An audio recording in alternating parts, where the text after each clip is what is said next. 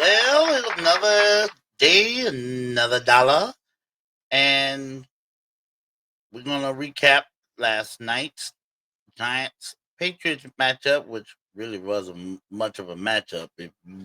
If you bothered to watch that game, you know it wasn't really much of a matchup. So the question is going to beg: is New England now the team that everybody's going to have to deal with in the AFC come playoff time? Are they the real deal? We'll discuss that. Plus, college football playoff rankings will be coming out tonight. We're going to discuss Texas since everybody seems to want to discuss whether Texas should be in, should they be out, if they get in, who should be left out. We're going to go into all that, and I'm going to give you my 2 cents of what I think should happen with Texas. And it is Top 5 Tuesday. I will give you my latest rankings in the NFL, my top 5 NFL teams. And for the last time this season, I will give you my top 5 college football teams. We're going to get into all that today, right here in the Total Sports Ozone.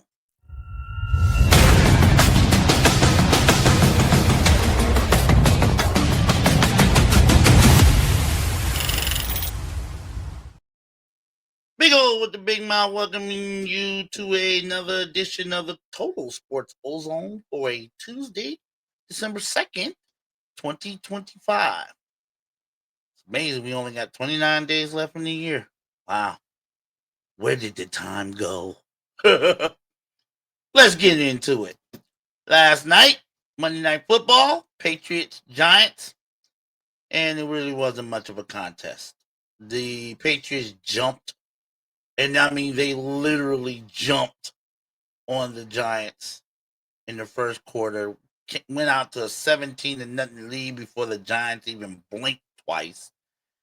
Had a 30-7 lead at the half, and then they just cruised on in there and let the defense take over and cruised home to a pretty easy 33-15 victory over the New York Giants, which bumps New England's record to 11-2, and they are currently on a 10-game winning streak. So, question begs: we can get into the stats. The stats are pretty much lopsided for the Patriots. Drake May, he was awesome.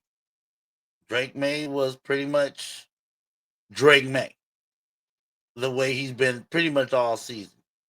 282 yards, 2 touchdowns, was only sacked 3 times. He is currently in a lot of the sports books like FanDuel and DraftKings. He's currently leading in the race. He's in the odds makers race for NFL League MVP. And why not? He's the best player on the team with the best record in the NFL. You can't argue with the results. Drake May, he doesn't turn the ball over. He makes good decisions. He has a great arm. He can make all the throws, short, intermediate, and long. And he's not selfish. He doesn't zero in on just one receiver. He lets everybody eat. The wide receivers, the tight ends, the running backs out of the backfield. Everybody eats on this team when Drake May is throwing the ball.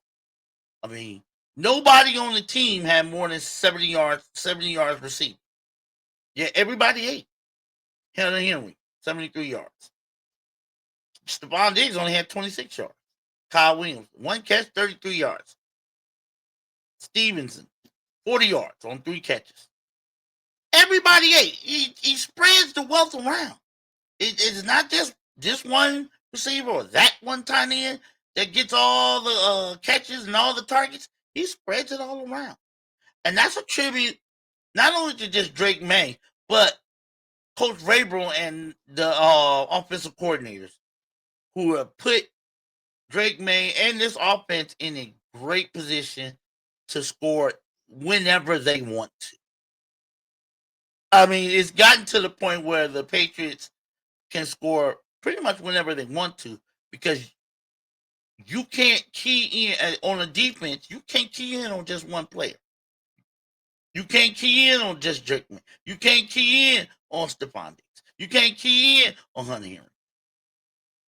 Try to take them out. No, you have to account for everybody on this offense. Everybody. I mean, everybody on this offense eats. Everybody. Trevon Henderson, he's slowly becoming a very, very dependable running back. He doesn't fumble, doesn't turn the ball over. He gets good runs. He has 67 yards on 11 totes. That's a healthy 6 yards per average, 6 yards per carry. So he's eating. Everybody on this offense eats. And I mean, he eats, and then sometimes they go back for seconds. So this was a pretty easy night when you look at the Patriots, when you look at it from the Patriots' perspective. This game was over at the half. It really was. The only drama in this game, I'm pretty sure you've all seen it, the Jackson Dart hit that he took from the linebacker Ellis, which was a legal hit. Everybody knows it was a legal hit. He was still in bounds. He was running. He hadn't quite made it out of bounds yet. I think he was like one step away from being out of bounds when he got blasted. Well, it was a legal hit. It wasn't targeting. He hit him when he led with his shoulder. He just knocked him off his feet. And I'm sure, and the Giants players took offense to that, as they should. You know, Jackson Dart is the future of this franchise for the New York Giants. So you would expect them to come to his aid, to his defense, and that's what they did.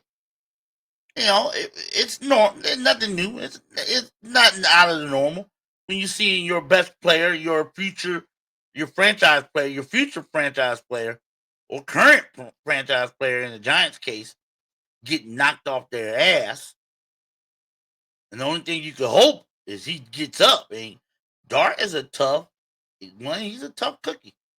He bounced right on up and it acted like everything was everything. He didn't go after the guy that hit him out of bounds, Ellis. Some other Giants players went after him, and they should have.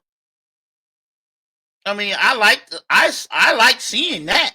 I mean, I don't condone the fight, but I like the fact that the Giants players came to their quarterback's defense when they thought he got hit out of bounds. You know, he got hit after he went out of bounds. When we all know he was hit right before he went out of bounds. So, but I like the fact that the Giants players came to his aid, his defense. But they had no chance last night. They had no chance. And Jackson Dart has to learn he can't take that many he can't keep taking those hits. He's already been hurt once this year. And he can't take that kind of punishment. You know, he has to learn. I mean, he's a rookie, I know. But he's going to learn. He's going to learn one way or another. Get the yards you can get and get the hell out of bounds. Or if you running those scrambles like up the middle, get the yards you can get and get down. Slide. The team needs you. They don't need you trying to be that kind of a hero and get yourself knocked out for the next 2-3 weeks. No, that's not going to work. Get the yards you think you can get. When you see them defenders bearing down on you, get out. Slide. If you're going out of bounds, make sure you get out of bounds. You can't be that kind of a hero. And, you know, in this league, and, you know, you're not playing with college kids. You're not playing against, 17, 18, 19, 20-year-olds. You're playing against grown-ass men in the National Football League. Whether you're a rookie or 13-year veteran, you're playing against grown men who get paid. They're getting paid to try to knock you on your ass if you're the quarterback. That's what they're getting paid to do. And they'll do it if you let them. And that's what I would say to Jackson Dart. They're paid. The other team's defense, those guys are getting paid to knock you on your ass. I don't know. I know they don't want to hurt you intentionally, but they're trying to knock you on your ass to keep you from scoring. That's what they get paid to do. And you, as the quarterback, Jackson Dart, you have to learn to be smart. You got the, what you call it, the moxie, chutzpah. You got all that. We saw that weeks ago.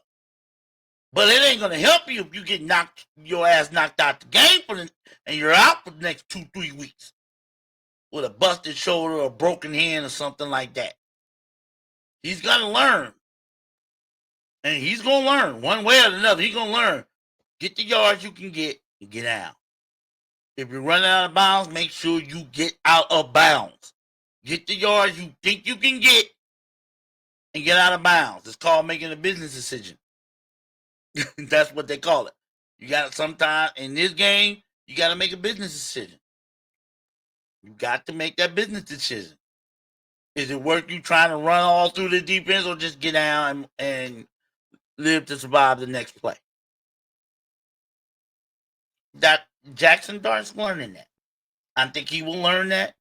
He's learning. He's doing on the job training right now. But as the case for last night, there was no case. The Patriots clearly show they're the better team. Now, here lies the question. At 11-2, Patriots own the best record in the AFC. But are we really sold? Are you really sold? Am I really sold on the Patriots being the team that everybody's going to have to go through in the AFC? Well, let's put it like this. You can't argue with 10 wins in a row. However, a lot of those wins have been close. It's not like they've been blowing a lot of teams out. They've been winning close games. Some of those close games they've been winning against lesser competition. They've been winning them though. So, am I sold completely on the Patriots coming out of the AFC? Not really. I need to see more. I need to see how Drake May and Trayvon Henderson and all those other guys, how they hold up in the playoffs, whether they playing at home or the road. I need to see how they hold up. Can they blast teams that are, if not good, if not better than them in the playoffs? Can they do that? That's what we need to see. I need to see. They got to play Buffalo Bills again. Now, if they can complete the season, they've already beaten them once in Buffalo, so they got to play them again in Foxborough. If they can beat the Bills, I might be a little bit more sold. If they can beat the Bills again to complete the season sweep, I'll probably be more sold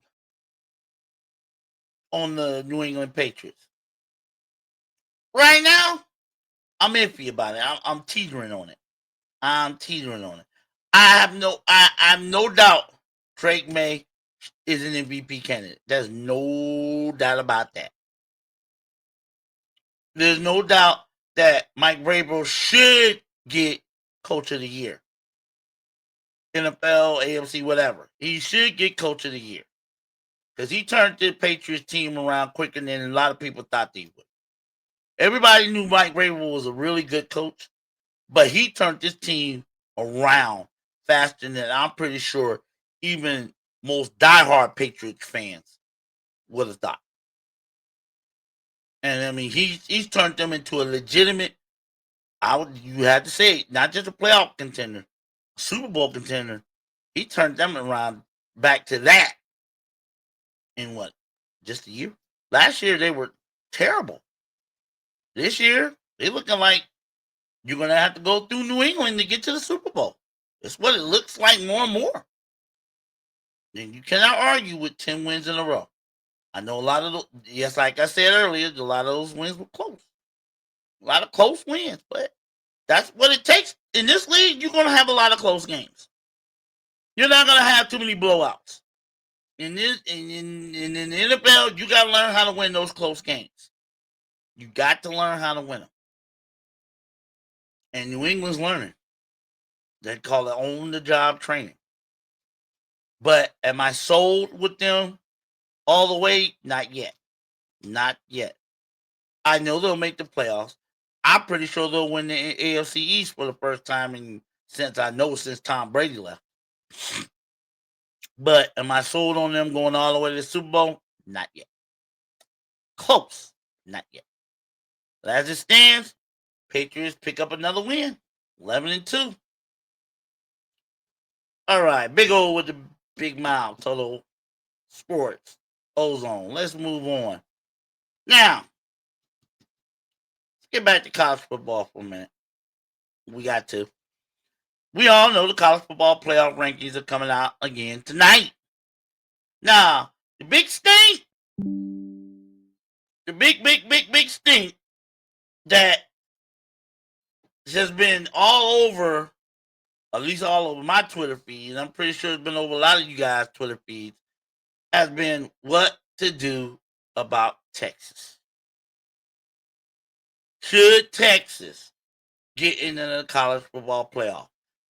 Steve Sarkisian, their head coach, has been campaigning like he's campaigning to be the next governor of Texas for the Texas Longhorns to get into the playoffs with a 9-3 record. Yes. And here's my little 2 cents, maybe 3 cents about it. Should Texas get in? My opinion is no. They shouldn't get in. I'm sorry. You should not get in.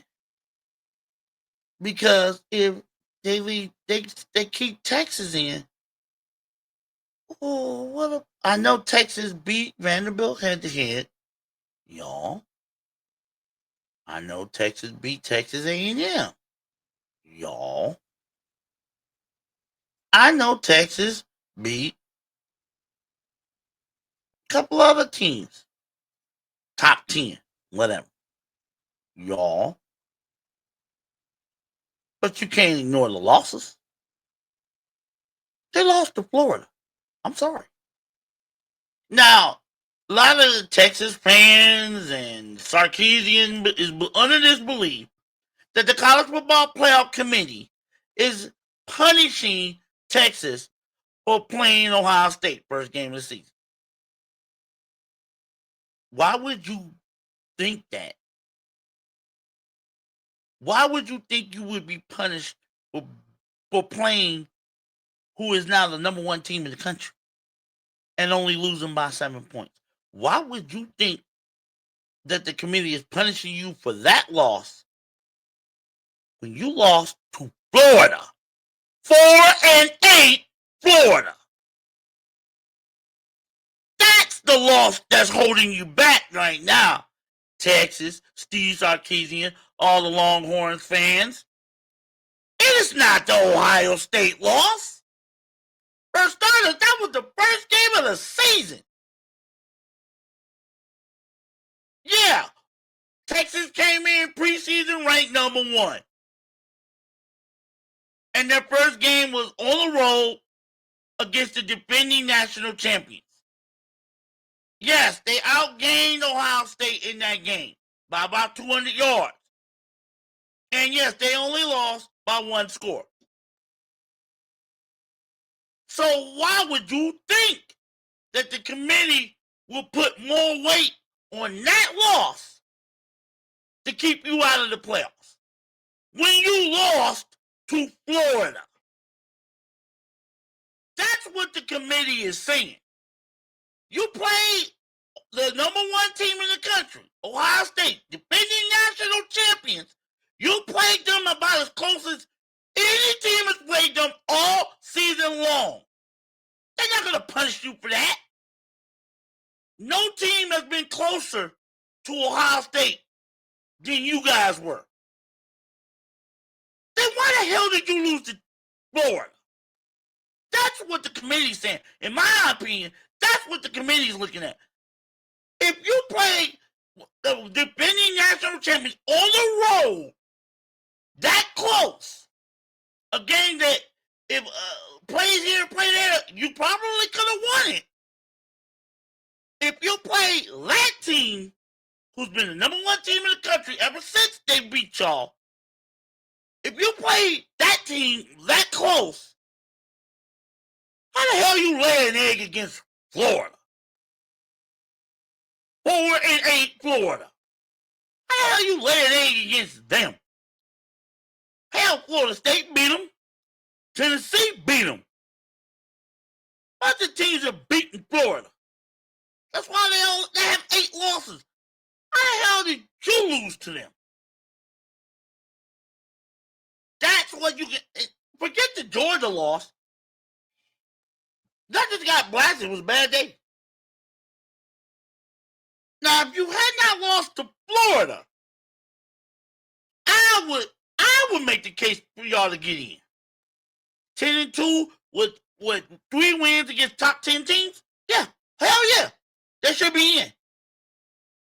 Hell yeah. And you played the number one team in the country closer than any other team they played all year? Hell yeah, you should get in. But you lost to Florida.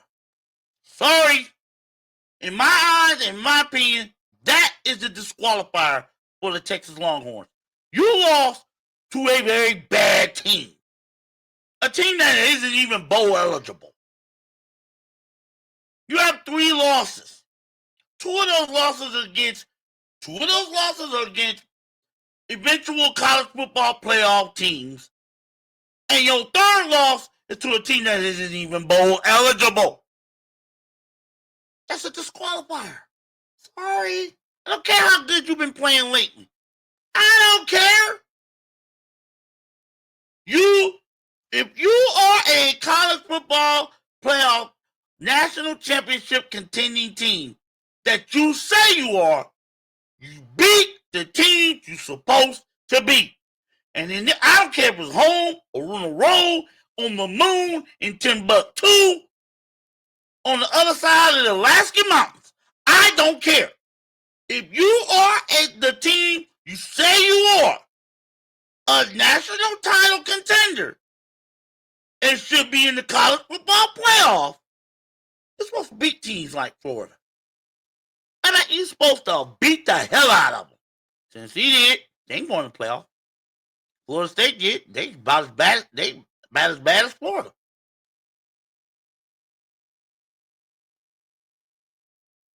USF beat them.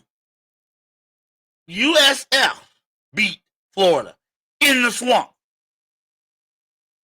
So you got Texas Longhorns. Y'all should have been kicking the Florida Gators' ass in the swamp. But you didn't. You didn't. That's what the committee's looking at. You didn't beat the teams you're supposed to beat.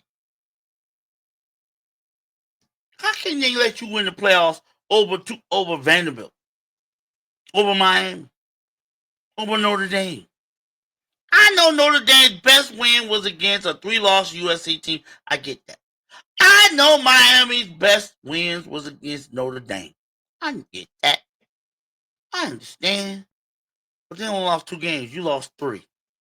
And that is that middle loss. That's going to cost you. I'm sorry. That's the way I see it. Now, we're going to have the rankings come out tonight, and we'll see how the community sees it. But that's the way I see it. I see the fact that you lost to a very bad team. It's not Ohio State that's holding you back. It's that Florida loss that's going to hold you back or keep you out, if it keeps you out at all. That's all. You can do it. And I say this to all the Longhorns. You can do all the campaigning you want. You can campaign like you're trying to be the next president of the United States. You can campaign all you want. In person, online, on talk shows, on the radio, whatever. It's not going to help. And like I said, I don't think the committee's punishing you for playing Ohio State out of conference schedule. I don't think they are. I don't think so. I honestly don't think so. You're being punished. In my eyes, you're being punished for losing to Florida. There is a discussion right there. That's how it is to me. How do you guys think? Is Texas being punished for playing Ohio State, or is it because they lost to Florida? I'd love to know what you think. Drop a comment. Don't forget to click the like and subscribe because I really would appreciate it. I do this every day, and I do this for y'all. Because I'm a fan, just you guys, and I have my opinions just like you got yours, and I just want to hear what y'all think. I love to know what y'all think. So hit the like and subscribe, drop a comment. Oh yeah, look for my clips now on Instagram and my TikTok. Same one at Total Sports Ozone. I be posting clips, my show on my Instagram, my new Instagram, and my new TikTok. They're both same tag at Total Sports Ozone. All one word. Look for them. Let's move on. Now, real quick, we're gonna look at who I think should be in. Real quick, who I think should be in based on conference. All right, and I know the ACC is gonna be wild, but we'll start with the SEC. The teams I believe should be in, no matter what happens this weekend in the conference championship games or whatever.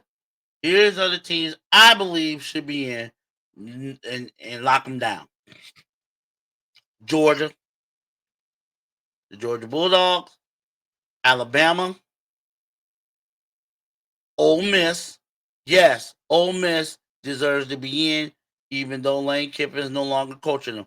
Those kids should not be punished for going 11-1.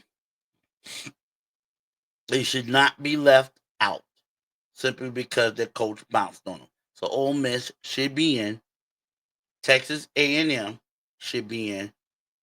They only have one loss. And Oklahoma. Those are the 5 teams from the SEC that I believe should be in. When this is all said and done, those 5 SEC schools should be in the college football playoff. That's the SEC. Now, in that Big Ten, Ohio State and Indiana are locks. Ohio State, Indiana, they're locks. The only thing you got to decide with those two is what seeds they're going to be. The winner of that Big Ten championship game will be the number 1 seed overall in the college football playoff. The loser will be no worse than third.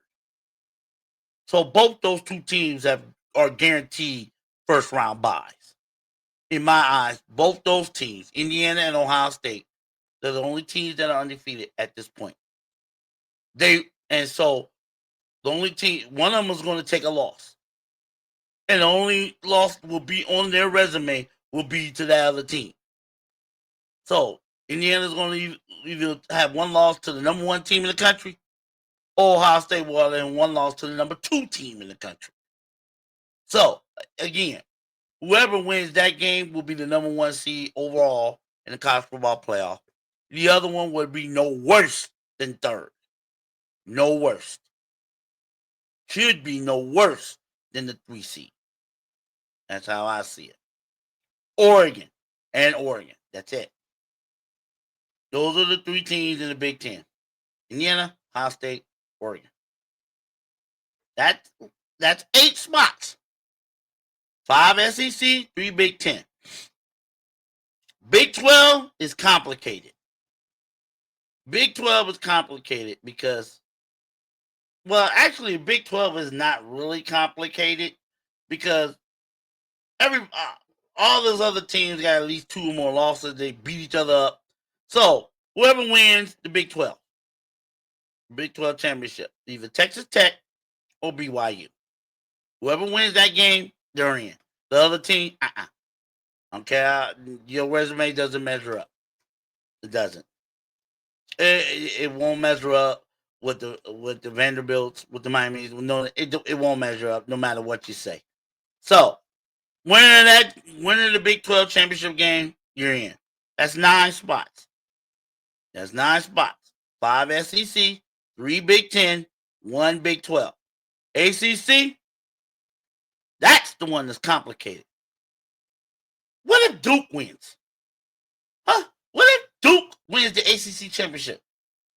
With 5 losses, should they get in?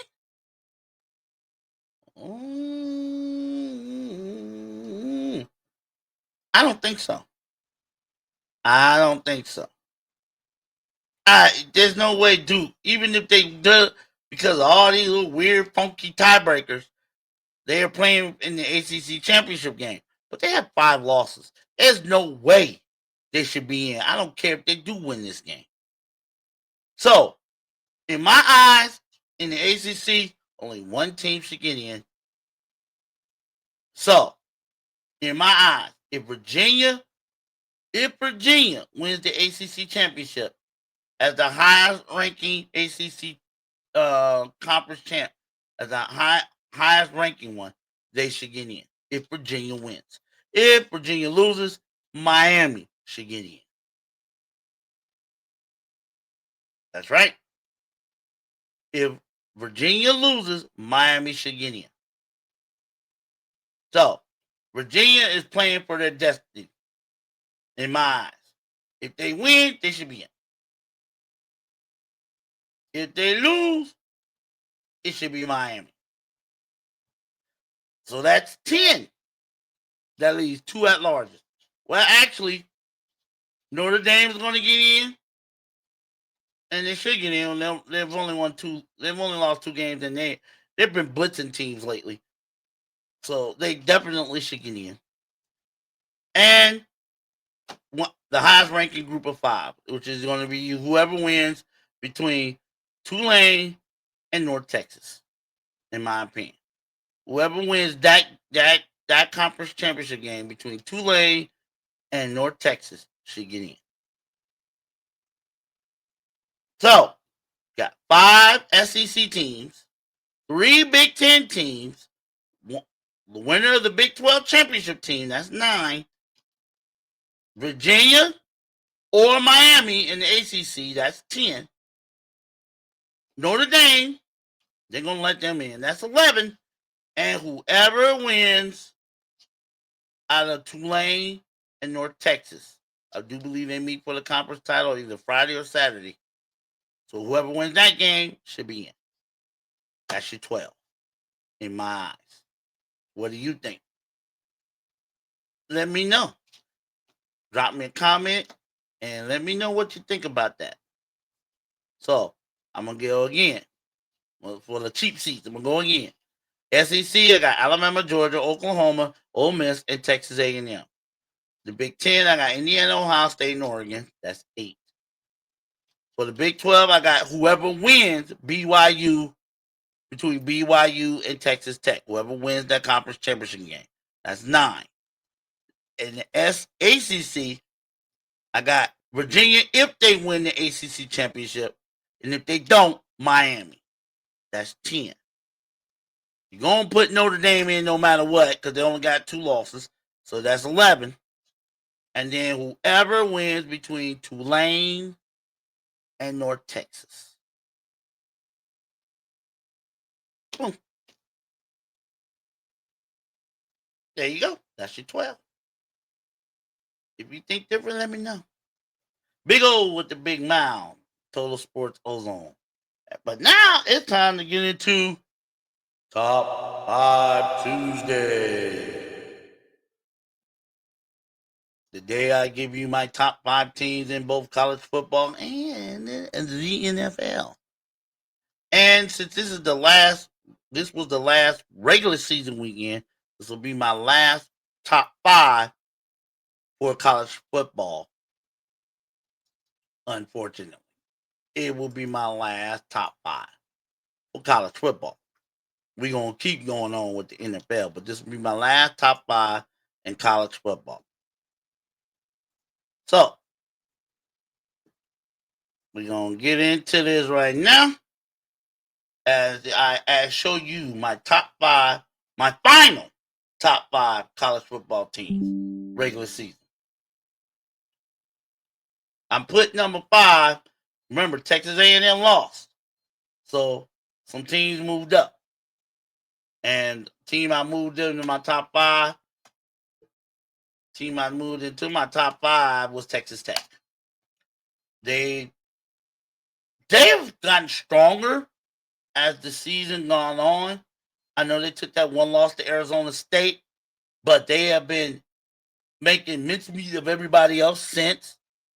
And here they are. They're playing for the Big 12 championship game. So it's only fitting that I put Texas Tech into my top 5. They've looked stronger as the years progress. Now, can they finish the deal against BYU? They did beat BYU once. Can they do it again? It's always hard to beat the same team twice in the same season. It's always hard to do that. Can they do it? And this time, they're on a neutral field, being Arlington, Texas. Can they do that? We'll find out. But I got Texas Tech in my top 5. They got number 4. I put Oregon. They just moved up. All they did was move up a little bit. And Oregon, they finished the season. They did what they had to do. They had to beat Washington to cement their spot in the college football playoff. And they did that on the road. It wasn't easy. Washington wasn't going to make it easy. But in the second half, especially half of the third and on to the fourth, they made the plays they needed to make on the road to secure that win and secure that spot in the college football playoff. They're not going to be playing for the Big Ten championship at 11-1, but they should be in. They definitely should be in, and they're going to be tough. Whoever this team meets, because I'm pretty sure Oregon will get a home game. Oregon is not going to be ranked 9, 10, 11, 12. Oregon is going to be a home game. Oregon will get a first-round home game. And woo, having to play that team the way they've been playing in Eugene, especially at night. And I'm pretty sure if the Oregon has to play a home playoff game, it's going to be at night. And Austin Stadium at night is crazy. You got to see it to believe it. Oregon will be in, and they'll probably get a home playoff game. I got them at number 4 in my top 5. Number 3, just the Texas Tech over Texas A&M was my number 3 last week. But when you lose, I got to knock you out of my top 5. And this team did beat their rival, so I had to move Georgia up a spot to number 3. They beat their rival. It wasn't pretty. It was a lot more defense than I thought it would be when these two played. Remember, last year, these two played 7, 8 overtime game? This year wasn't none of that. But Georgia, they got the defensive stops they needed to get. Plus, they ran the ball better than Georgia Tech did.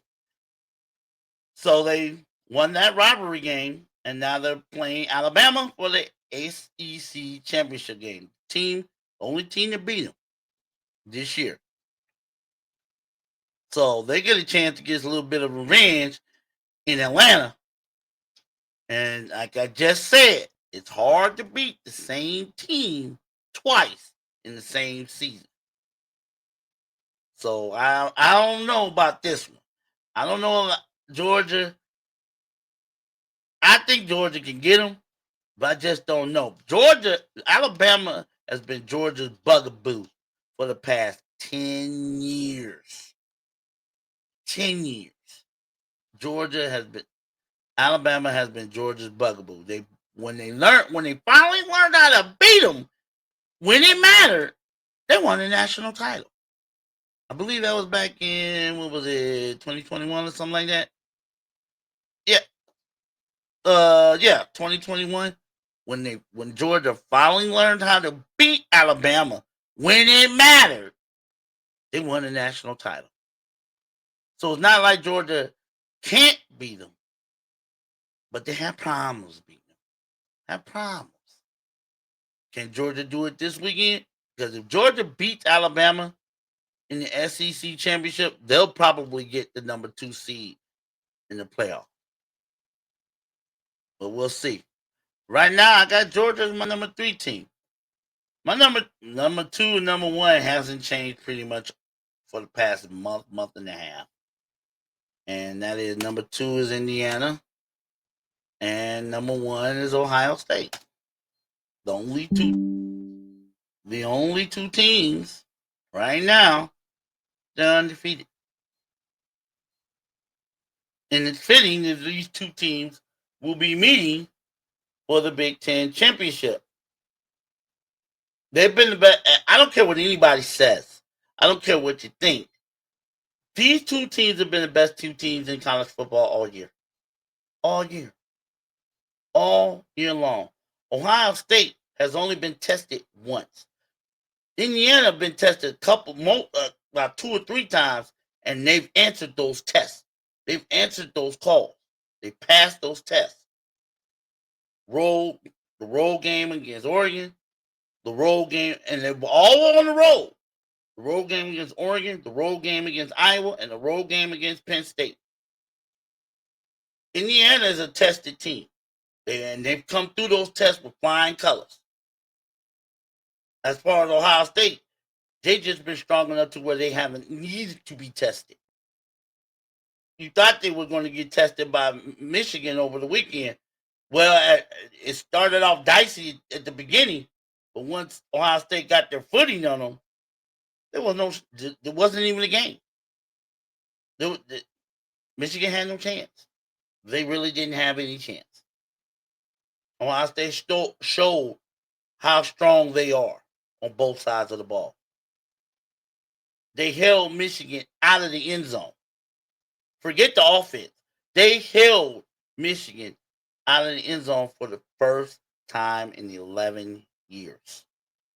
First time in 11 years, Michigan did not score a touchdown in a game. That's all you need to say that's all that needs to be said about Ohio State's defense. It's trending on being a historic defense. We'll see how this all plays out in the Big Ten championship game and in the college football playoff. See what their defense can do against. I mean, let's face it, Ohio State's not playing no more chunks. They're not playing no more unranked teams. They ain't playing Our Little Sisters of the Poor University for the Blind. No. From here on, they're playing ranked teams. From here on out. Now, they've already beat one ranked team on the road, but that was a rivalry. Here, there's no more rivalry games. These are all just teams that are deserving to be where they at, and I don't know if they're just as good or worse than Ohio State, but we'll find out. We'll find out once and for all, starting this weekend, if Ohio State is truly the best team in the country. But for for this week, after what they did to Michigan on the road, exercising that 4-year demon, I got to keep Ohio State number 1. Now, this could change. Well, this is my last one, but it's very well possibility that Indiana could beat Ohio State in the playoffs. They're that good. I give them that. Indiana is that good. But Ohio State could be that much better. We'll find out this weekend. That's my top 5 college football teams as of the end of the regular season. Texas Tech, number 5. We got Oregon, number 4. We got Georgia Bulldogs, number 3. And then we got Indiana and Ohio State, 2 and 1, respectively. So, that's my top 5 college football teams. Now, let's move on to the NFL. Now, as you're going to see on this one, there were some changes. There's some changes in this one because some teams that I had in my top 5 last week took losses. Some teams, yeah. Some teams took losses, and woo. Some teams didn't. Some teams got real crazy and shocked me. So there were some changes in my NFL top 5. So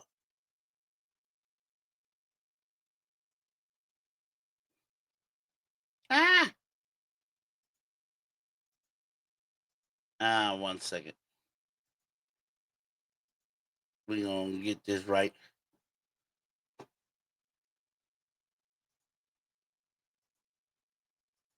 My top 5 NFL teams gotta come at you.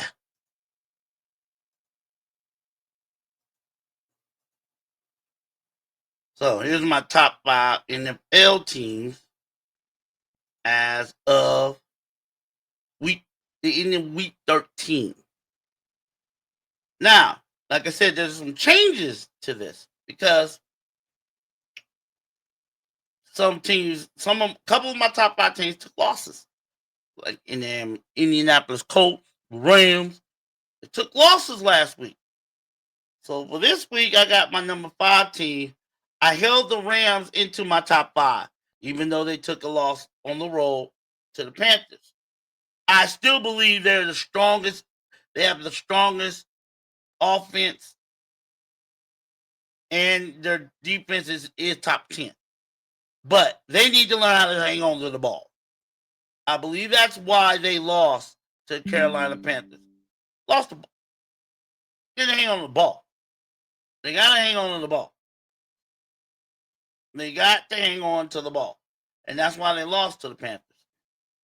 I'm still going to keep them in my top 5 because I still believe in Stafford. Still believe in Couture. And did y'all see that catch Couture made in that game against the Panthers? I mean, it was crazy. Running down, and he's with the defender on his left, and he's pushing off the defender, trying to hold him off, and he snags it like this with his right hand. And the ball never hit the ground. Unbelievable. Unbelievable. That Couture dude, I'm telling you, he's going to win Offensive Player of the Year one day. I guarantee he will win Offensive Player of the Year one day. I'm sold on that. But I slipped the Rams down. I had them at 1 last week. I had to slip them down to 5. Hey, you got to go down a little bit when you take a loss. So I put number 4. Got a new entry into my top 5 for the first time all year. And I had to put them in there. After what this team did over the weekend, on Friday, I had to put the Chicago Bears into my top 5. I had to. When you can go to Philly and punk and bully them the way the Bears did, you're going to be in my top 5. You're going to be in my top 5. Especially if your record is way above 500 like the Bears is.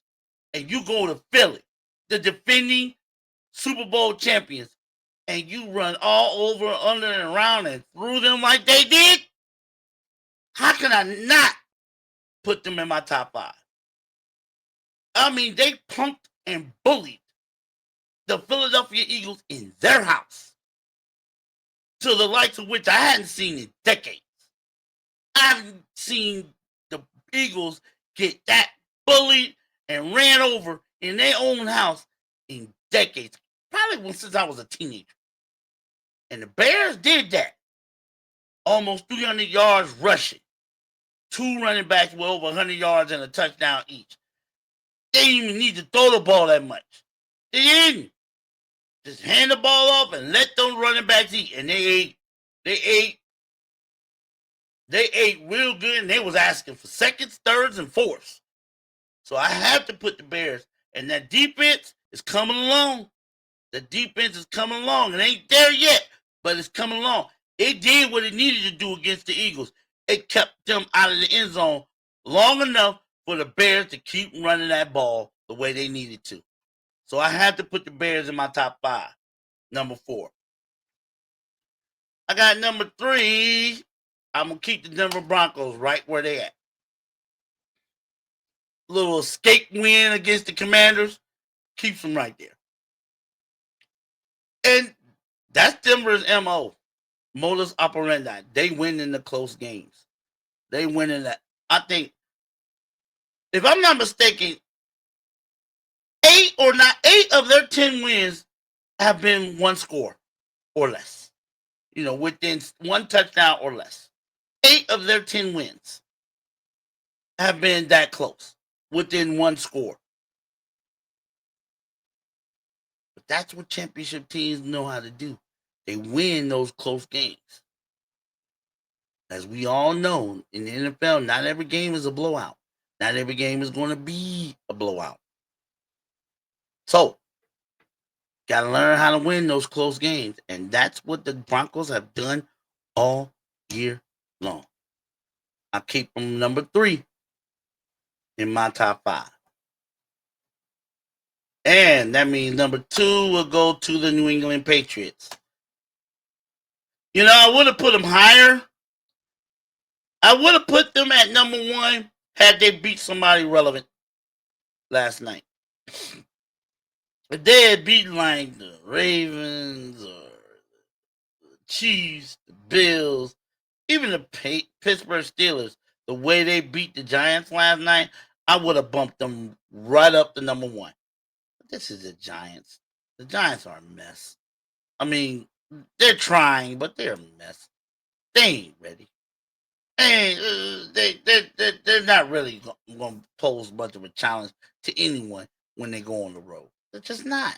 Not anymore, at least. I think that I'm not going to say this team is tanking, but they just don't have the horses with, and they've been hurt. So I give New England most credit for taking care of business, doing what they're supposed to do, and getting their 10th win in a row. That's why I kept them at number 2. But I can't put them in number 1 simply because